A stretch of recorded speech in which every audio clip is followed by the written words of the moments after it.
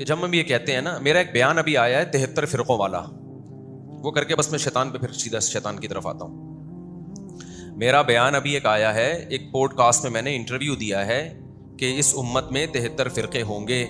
تو جو لوگ کہتے ہیں سارے فرقے غلط ہیں، تو حدیث میں آتا ہے کہ 72 فرقے جہنم میں اور ایک جنت میں. تو میں نے یہ کہا کہ وہ ایک بھی تو فرقہ ہی ہوگا نا. کیا خیال ہے بھائی؟ اگر سارے فرقے غلط ہیں تو وہ ایک بھی کیا ہوگا؟ وہ بھی تو فرقہ ہی ہوگا. تو میرا یہ بیان چلا، اس پہ لوگوں کا ریئیکشن آنا شروع ہوا کہ نہیں وہ فرقہ نہیں ہوگا، وہ تو جماعت ہوگی، الجماع. وہ کیا ہوگا؟ الجماع ہوگا. یہ جواب دے کے جن لوگوں نے یہ جواب دیا نا، وہ اور زیادہ پھنس گئے ہیں. ٹھیک ہے نا؟ اگر صرف فرقہ کہہ دیتے نا تو بچت ہو جاتی. انہوں نے کیا کہہ دیا کہ وہ فرقہ نہیں ہوگا جو جنت میں جائے گا، وہ کیا ہوگا؟ الجماع. بات صحیح ہے، وہ الجماع ہوگی، لیکن ہوگا فرقہ جس کو نبی نے کیا کہا ہے؟ جماعت المسلمین کہا ہے، سواد المسلمین کہا ہے. نبی صلی اللہ علیہ وسلم نے فرمایا ایک جنتی 72 جہنمی. جو ایک ہے وہ باقاعدہ جماعت ہوگی مسلمانوں کی، وہ 2-4 لوگ نہیں ہوں گے. لہذا اس جماعت سے چمٹے رہنا. اب دیکھ لو، جماعت زیادہ کو کہتے ہیں یا کم کو کہتے ہیں؟ جو جماعت سے ٹوٹ کے الگ ہوتا ہے اس کو فرقہ کہا جاتا ہے، جو جماعت میں رہتا ہے اس کو فرقہ نہیں کہا جاتا. اب آپ دیکھ لو، صدیوں سے جو تواتر سے اسلام چلا آ رہا ہے، وہ تو 4 مکاتب فکر ہیں، حنفی، مالکی، شافعی، حنبلی، جو سب ایک دوسرے کو درست سمجھتے ہیں. تو جماعت تو وہ ہے. جو اس سے ٹوٹے گا وہ کیا ہوگا؟ سب سے پہلے شیعہ لوگ ٹوٹے اہل سنت والجماعت سے. وہ ٹوٹے، وہ صحابہ کے راستے سے، ٹریک سے الگ ہوئے. انہوں نے کہا ہم نے صرف اہل بیت کو فالو کرنا ہے. اس دعوے میں وہ کتنے سچے کتنے جھوٹے وہ جانے. لیکن صحابہ سے کیا ہوئے؟ وہ حضرت عمر کو نہیں مانتے، حضرت عثمان کے فیصلوں کو نہیں مانتے، حضرت ابو بکر کے فیصلوں کو نہیں مانتے. الجماعت میں سب سے پہلے تو خلفائے راشدین ہیں. تو خلفائے راشدین کے مکتب کو کس نے فالو کیا؟ یہ تو ائمہ اربعہ نے فالو کیا ہے. تو جو اس جماعت سے ٹوٹ کے الگ ہوگا، جو میجورٹی مسلمانوں کی، جمہور امت کی چلی آ رہی ہے، وہ فرقہ کہلائے گا. جو اس سے چمٹا رہے گا وہ فرقہ نہیں کہلائے گا. کمال کی بات یہ ہے، یعنی وہ فرقہ تو کہلائے گا، وہ والا فرقہ جو جہنمی ہے وہ نہیں کہلائے گا، بلکہ جنتی فرقہ کہلائے گا.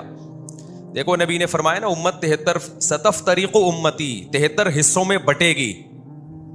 تو بٹے گی تو 72 حصے اور ایک جو ہے وہ بھی تو حصہ ہی ہوگا نا. اس کو حصہ کہیں، فرقہ کہیں، لیکن اس کے جنتی ہونے کی ایک علامت ہی ہوگی، وہ جماعت ہوگا. وہ کیا ہوگا؟ وہ بہت بڑی تعداد میں لوگ ہوں گے، اور یہ سارے دائیں بائیں نکلنے والے یہ ٹوٹے ہوئے لوگ ہوں گے. کمال کی بات ہے، جو اسکالرز ٹوٹے ہوئے ہیں امت کی میجورٹی سے، وہ اپنے آپ کو الجماع کہہ رہے ہیں، اور جن سے ٹوٹے ہیں ان کو جہنمی کہہ رہے ہیں. آئی بات سمجھ میں؟ کھوپڑی شریف میں ایک اور آسان مثال دوں گا، پھر بہت اچھی طرح آئے گی، لیکن پہلے یہ تھوڑا مشکل والی سمجھ لیں آپ، کیونکہ کچھ لوگوں کا مینٹل لیول اچھا بھی ہوتا ہے، وہ سمجھ بھی جاتے ہیں. مشکل مثالیں بھی، مشکل یہ بھی نہیں ہے، ٹھیک ہے نا، بہت آسان ہے. تبھی نبی نے صحابہ نے نبی سے پوچھا، جب آخری وقت میں فرقہ واریت پھیل جائے گی، فتنے پھیلے گی، ہم کیا کریں؟ آپ نے فرمایا الزموا جماعت المسلمین، مسلمانوں کی جماعت اور ان کے امام. کوئی امام ہو تو امام کو کیا کرنا ہے؟ لازم پکڑنا ہے. شذوذ نہیں کرنا. شذوذ کا کیا مطلب؟ ٹوٹ کے الگ الگ چیزیں نہیں بنانا. تو الگ الگ تو آپ نے بنائی ہیں، ہم تو صدیوں سے چلے آ رہے ہیں. میرے جو عقیدے ہیں، جو میرے اکابر کے عقیدے ہیں، وہ تو تابعین، تبع تابعین سب سے ملتے ہیں. وہی عقیدے ہیں جو صحابہ کے تھے، وہی عقیدے ہیں جو تابعین کے تھے، وہی عقیدے ہیں جو ائمہ مجتہدین کے. کوئی ایک عقیدہ ہمارا دکھا دو علماء دیوبند کا جو صحابہ تابعین کے خلاف ہو. کوئی ایک بھی آپ نہیں دکھا سکتے. کوئی ایک عمل ہمارا ایسا دکھا دو جو صحابہ کے خلاف ہو. ہماری نماز دکھا دو صحابہ کے خلاف، ہماری زکوٰۃ دکھا دو صحابہ کے خلاف، ہمارا روزہ دکھا دو صحابہ کے خلاف. کوئی بھی چیز نہیں دکھا سکتے آپ. ہاں، کچھ عقیدے ایسے ہیں جن کے بارے میں صحابہ خاموش ہیں، نہ ان سے انکار ثابت ہے نہ ان سے اقرار ثابت ہے. تو ان عقیدوں میں ہم کہتے ہیں آپ بھی آزاد ہیں، کوئی بھی عقیدہ رکھ لو، کیونکہ اس کے بارے میں صحابہ سے ہمیں کچھ ملتا نہیں ہے. اتنی کلیئرٹی ہے یار ہمارے مسلک میں اور جس مکتبہ فکر کو ہم فالو کرتے ہیں. ہاں، نام دیوبندی بعد میں پڑا ہے. وجہ اس کی یہ تھی کہ بریلوی بعد میں آئے تھے تو ان سے فرق کرنے کے لیے دیوبندی کیا پڑا، بعد میں نام پڑا. سمجھتے ہو کہ نہیں سمجھتے ہو؟ تو اسی طرح تصوف، فقہ کی اصطلاح ایک. نبی صلی اللہ علیہ وسلم کے دور میں فقہ کا لفظ کسی اور معنی میں استعمال ہوتا تھا. دین کی سمجھ بوجھ کو کیا کہا جاتا تھا؟ فقہ, جو آج کل کے اسکالرز میں نہیں ہے, میجورٹی میں, بہت سو میں ہے بھی, اس کو فقہ کہا جاتا تھا. لیکن بعد میں جو اسلامی قانون ہے, ظاہری اعمال, یہ جائز ہے, یہ ناجائز ہے, نماز میں یہ کرنے سے سجدہ سہو, یہ کرنے سے نماز ہی باطل, ان مسائل کو کیا کہا جانے لگا؟ فقہی مسائل, فقہ اس کو کہا جانے لگا. تو یہ ٹرم ہے. اب کوئی کہ فقہ کا مطلب نبی کے دور میں اسلامی قانون پر اس کا اطلاق نہیں ہوتا تھا, لہذا میں فقہ کوئی نہیں مانتا, تو یہ جہالت ہوگی کہ نہیں ہوگی؟ ہم کہیں گے اسلامی قوانین تو نبی کے دور میں بھی تھے, وضو کے مسائل بھی تھے, طہارت کے مسائل بھی, غسل کے مسائل بھی, زکوٰۃ کے مسائل بھی تھے, اس کو الگ سے نام نہیں دیا گیا تھا فقہ کا. تو نام بعد میں ایجاد ہوئے, تو ناموں سے کیا ہوتا ہے بھائی؟ سمجھتا ہے کہ نہیں سمجھتا ہے, ناموں میں کیا رکھا ہے؟ آپ نے کمپنیوں کا اشتہار دیکھو نا, ملتے جلتے ناموں سے دھوکہ نہ کھائیں. وجہ اس کی ہے کہ نام تو کوئی بھی کسی کا رکھ سکتا ہے. تو اسی طرح یاد رکھو, تصوف کا حاصل کیا ہے کہ باطن کی اصلاح کرنا. تو یہ کام نبی کے دور میں تھا, اس کو الگ سے نام نہیں دیا گیا, نام بعد میں رکھا گیا ہے. دیکھو نبی کے دور میں سنت مؤکدہ تھی کہ نہیں تھی؟ صحابہ کچھ سنتوں کو بڑے اہتمام سے پڑھتے تھے اور کچھ سنتوں کو زیادہ اہتمام نہیں کیا کرتے تھے. بعض لوگوں نے سنت مؤکدہ ہی کا انکار کر دیا, یہ بھی جہالت ہے کہ بس 5 نمازیں فرض ہیں, سنت مؤکدہ کی کوئی حیثیت نہیں ہے. ایسے لوگوں سے الزامی دلیل سے بات کیا کریں.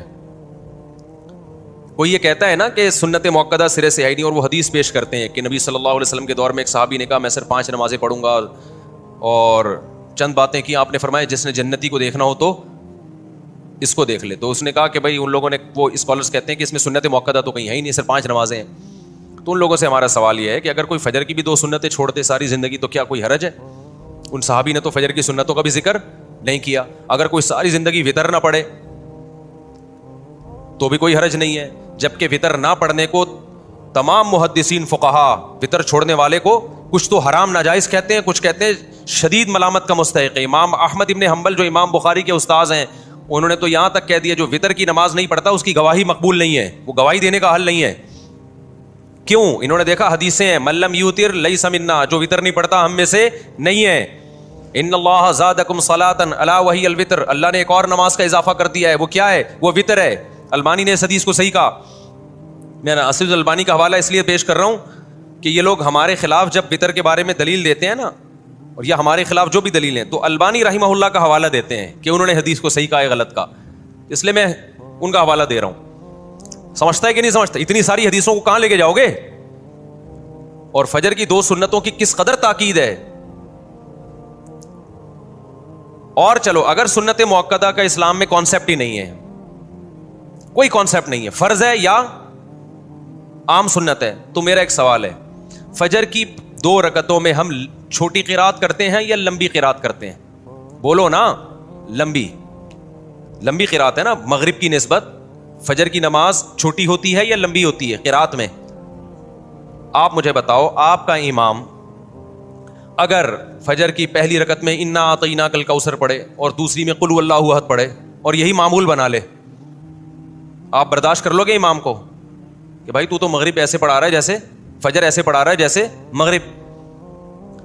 آپ اسے جواب میں یہ کہہ سکتے ہو کہ یہ فرض ہے, فجر کی 2 رکعت جو پڑھی جائیں گی ان میں لمبی قرات کیا ہے؟ فرض ہے. آپ یہ کہہ سکتے ہو امام کو؟ فرض تو نہیں ہے. اگر فرض ہوتی تو پھر انا اعطینا سے نماز ہوتی نہیں. آپ جواب میں یہ کہو گے بھائی یہ سنت ہے, فجر کی 2 رکعتوں کو طول دینا کیا عمل ہے؟ سنت عمل ہے. انا اعطینا آپ مغرب میں پڑھ لیں, چلو کبھی کبھار فجر میں ہو جائے, سفر میں آپ تھے یا کہیں تھکاوٹ تھی تو ایک الگ بات ہے, نارملی فجر میں لمبی قرات کرنا سنت ہے. جواب میں وہ یہ کہے کہ سنت ہے نا, کوئی فرض واجب تو نہیں ہے. جواب میں وہ یہ کہے کہ سنت ہے نا, کوئی لازم تو نہیں ہے نا.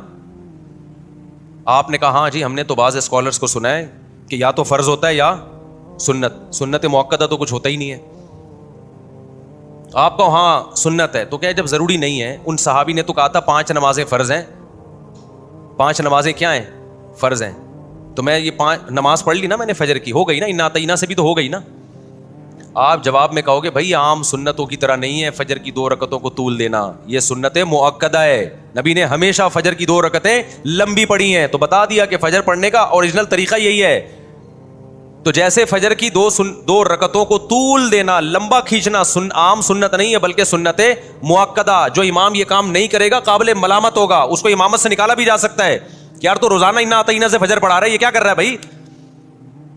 انا اطعینا پڑھتا ہے, دوسری میں قل اللہ پڑھتا ہے, یہ فجر ہے یا مغرب ہے؟ یہ سمجھ میں نہیں آ رہا کیا کر رہا ہے. وہ کہے کہ فرض واجب تو نہیں ہے نا, اسے کہا جائے گا سنت مؤکدہ ہے. اور جو سنت مؤکدہ کو چھوڑ دیتا ہے وہ قابل ملامت ہوتا ہے اور واجب الاخراج ہوتا ہے. آپ پتلی گلی سے نکلو, ہم کوئی تمیز کا امام لائیں گے جو فجر تمیز سے پڑھائے.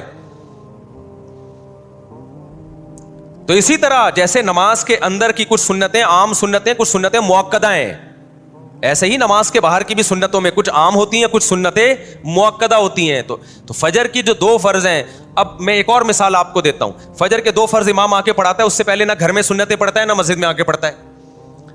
ڈائریکٹ گھر سے آیا, مصلی پہ کھڑا ہو گیا نا. آپ نے 1 مہینہ دیکھا یار امام صاحب سنتیں نہیں پڑھتے, آپ نے کہا گھر پہ پڑھتے ہوں گے, زیادہ نیک ہیں یہ, گھر پہ پڑھ کے آتے ہوں گے. آپ نے پوچھ لیا امام صاحب ماشاءاللہ بڑی خوشی ہوئی, آپ فجر کی 2 سنتیں ہمیشہ گھر پہ پڑھتے ہیں ماشاءاللہ. وہ امام نے کہا نہیں میں گھر پہ نہیں پڑھتا, آپ کو غلط فہمی ہوئی ہے. آپ کہیں گے پھر مسجد میں تو نظر نہیں آئے. تم نے کہا میں پڑھتا ہی نہیں ہوں, کیونکہ ہم نے فلاں فلاں فلاں کا بیان سنا ہے, اس میں یہ کہ 5 نمازیں فرض ہیں, سنتیں بولو پڑھ لو, نہیں پڑھو. پوری دنیا میں کہیں بھی چلے جاؤ نا, کوئی بھی ایسے امام کو چھوڑے گا نہیں. کہا جائے گا یہ جو 2 فرض کے ساتھ پچھلی 2 سنتیں ہیں, یہ تمام سنتوں میں سب سے زیادہ مؤکد سنتیں ہیں. تبھی بعض ائمہ کی رائے تو یہ ہے کہ اگر جماعت کھڑی بھی ہو جائے تو آپ مسجد کے باہر 2 سنتیں پڑھ لیں, بشرطے کہ آپ کو جماعت میں شامل ہونے کا یقین ہو. بعض حضرات کی یہ بھی رائے ہے ان کی تاکید کی وجہ سے, اور بعض صحابہ سے ثابت ہے کہ چھوڑتے نہیں تھے کسی قیمت پہ. تو بس چند ایک حدیث یہاں سے ملی, ایک وہاں سے ملی, اٹھا کے پورے کلپ بنا کے لوگ کیا کر رہے ہیں, ڈال رہے ہیں. ضلوا واضلوا, حدیث میں جو آتا ہے نا کہ قرب قیامت میں ایسے لوگ ہوں گے جو خود بھی گمراہ ہوں گے اور دوسروں کو بھی گمراہ کریں گے. تو سنت مؤکدہ کا لفظ ہمیں قرآن و سنت میں نہیں ملے گا, یہ ایک ٹرم ہے, لیکن سنت مؤکدہ ملے گی, یہ لفظ نہیں ملے گا. صحابہ کے دور میں یہ اصطلاحات نہیں تھیں.